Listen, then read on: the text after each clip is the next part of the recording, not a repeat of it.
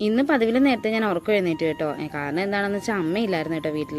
എല്ലാവർക്കും ചോറ് കൊണ്ടുപോകാനുണ്ടായിരുന്നു. അപ്പം അതിൻ്റെ പണികളെല്ലാം തീർക്കാൻ വേണ്ടിയിട്ടാണ് കേട്ടോ കുറച്ച് രാവിലെ തന്നെ ഞാൻ എഴുന്നേറ്റത്. അപ്പോൾ തലേദിവസം തന്നെ പച്ചക്കറികളെല്ലാം അരിഞ്ഞു വെച്ചിട്ടുണ്ടായിരുന്നു ഫ്രിഡ്ജിൽ. അത് ആദ്യം തന്നെ വന്നെടുത്ത് പുറത്തേക്ക് വെച്ച്. പിന്നെ ദേ ഒരടുപ്പിലേക്ക് കോവയ്ക്കാൻ മെഴുക്കുവരട്ടിയാക്കി, അടുത്തടുപ്പിലേക്ക് ദേ മോര് താളിക്കാനും വെച്ചിട്ടുണ്ടായിരുന്നു. ഇപ്പോഴത്തെ അവസ്ഥ വെച്ച് ഗ്യാസിലൊന്നും വെച്ച് ചോറ് തിളപ്പിക്കത്തില്ല കേട്ടോ. പുറത്ത് അടുപ്പയിലിട്ട് തിളപ്പിച്ചാണ് കേട്ടോ ചോറ് എടുക്കുന്നത്. അല്ലെങ്കിൽ പിന്നെ ഗ്യാസ് തീർന്നാലുള്ള അവസ്ഥ എന്താണെന്ന് പോലും ആലോചിക്കാൻ പറ്റുന്നില്ല. അങ്ങനെ ദേ എൻ്റെ മോരുകറിയൊക്കെ റെഡി ആയിട്ടുണ്ട് കേട്ടോ. ഇനി അടുത്ത് ചമ്മന്തി കടുവറക്കാമെന്ന് വിചാരിച്ച്. രാവിലെ കഴിക്കാൻ ദോശയാണ് കേട്ടോ. അപ്പോൾ ദോശയ്ക്കുള്ള ചമ്മന്തി ഞാൻ റെഡിയാക്കി. അപ്പോഴാണ് കേട്ടോ ചായ ഇട്ടില്ലെന്ന് ഓർത്ത് അങ്ങനെ പെട്ടെന്ന് ചായ ഇട്ട്. ഇനിയത്തെ പണിയെന്ന് വെച്ചാൽ ഈ ഒരു മുട്ടയും കൂടി പൊരിക്കാനുള്ളൂ. അപ്പോഴത്തേക്കിന് ഈ മുട്ടയും കൂടെ പൊരിച്ച് കഴിയുമ്പോഴത്തേക്കിന് ചോറ് കൊണ്ടുപോകാനുള്ള കറിയെല്ലാം റെഡി ആയിട്ടുണ്ടാവും. മുട്ടയും കൂടി പൊരിച്ച് കഴിഞ്ഞപ്പോൾ ഞാൻ വിചാരിച്ച അച്ഛനുള്ള ചോറ് പാത്രത്തിലാക്കാമെന്ന്. കാരണം അച്ഛനാണ് കേട്ടോ ആദ്യമേ പോകുന്നത്. ഏട്ടൻ കുറച്ചുകൂടി കഴിഞ്ഞിട്ടേ പോകത്തുള്ളൂ. അങ്ങനെ അതേ ചോറെല്ലാം പാത്രത്തിലാക്കി. അതിൻ്റെ കൂട്ടത്തിൽ തലേദിവസത്തെ കുറച്ച് മീൻകറി ചൂടാക്കിയതുണ്ടായിരുന്നു കേട്ടോ. അതും കൂടി വെച്ച് കൊടുത്ത്.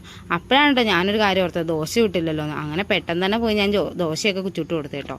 അങ്ങനെ അവർ രണ്ടുപേരും ജോലിക്ക് പോയിട്ടുണ്ട്. അങ്ങനെ അവരെ എല്ലാം പറഞ്ഞു വിട്ടതിന് ശേഷമാണ് കേട്ടോ ഞാനും നയനും കൂടി ചായ കുടിക്കാനിരുന്നത്.